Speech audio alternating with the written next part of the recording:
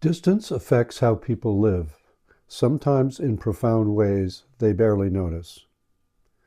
Welcome back to the Freedom and Democracy Road. I'm Stephen Finley Archer, author of the Irish Clan's historical fiction novel series. If you'd like a complimentary copy of my personally signed book number 1, Searchers, you'll find it in the description below. Today, in episode 8, we will explore the non-obvious question: how distance affected the American Revolution. Last time we talked about trust, how trust grows when people believe that they are being understood and are being served. But trust can weaken when people feel distant from those making the decisions that affect their lives. How do people know their voices matter? The answer often comes down to representation.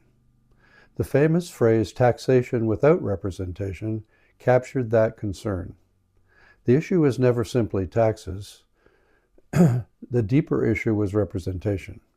The American Revolution is often remembered through dramatic events: the Boston Tea Party, the battles of Lexington and Concord, the Declaration of Independence.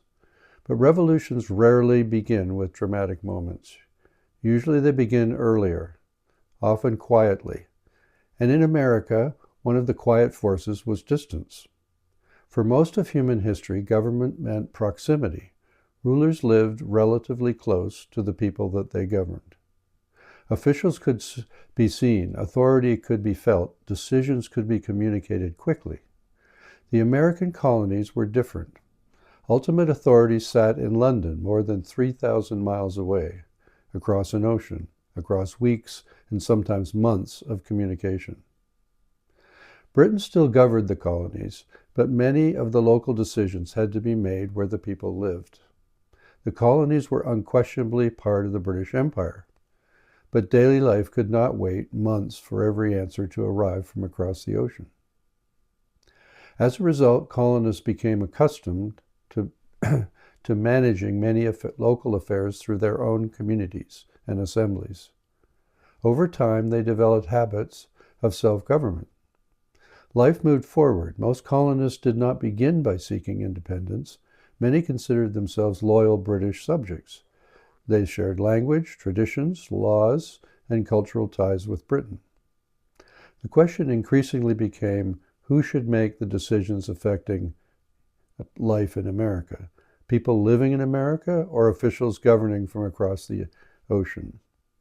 Local traditions and realities were not always fully understood. Colonial concerns and British priorities increasingly diverged. Each side often believed its position was reasonable, yet each side increasingly struggled to understand the other. And when understanding becomes difficult, trust begins to weaken. That matters because trust is one of the foundations of legitimacy. People are more willing to accept decisions when they believe those making them understand their circumstances and represent their interests. When that belief begins to fade, tensions grow. This helps explain why the conflict developed so slowly in the American Revolution. It was not a sudden event. It was a long process, years of debate, petitions, disagreements, and negotiations. And by whose consent should we be governed? By the time independence arrived, many colonists had already agreed that their experience participating in local government was a good thing. Distance had given local institutions room to grow, but with misunderstanding and distrust of Britain. Yet beneath all those factors lay a larger principle: national self-government. Geography does not determine history, but often shapes the roads people travel, and not every struggle for representation unfolds across an ocean. If this way of looking at things resonates with you, you're welcome to like this video, subscribe, and follow the road. Before we finish, I want to leave you with a thought from our own time. This week you may notice conversations about representation around you, in your community, in your workplace, in your organizations you belong to, even within your own families. Many people today are concerned about the future. They worry about economic pressures, international conflicts, growing divisions within our society, and whether institutions are responding effectively to the challenges people face. Beneath many of these concerns lies a common question. Do people feel represented? Do they believe their voices matter? Do they believe they're making decisions? Those making decisions understand their circumstances. If you do hear this, ask them, what would make you feel better heard? You may discover that the answer is not always agreement. Often it's understanding. Often it's simply knowing that someone is listening. The American colonists sought representation because they wanted a meaningful voice in decisions affecting their lives. More than 2 centuries later, that desire remains remarkably familiar.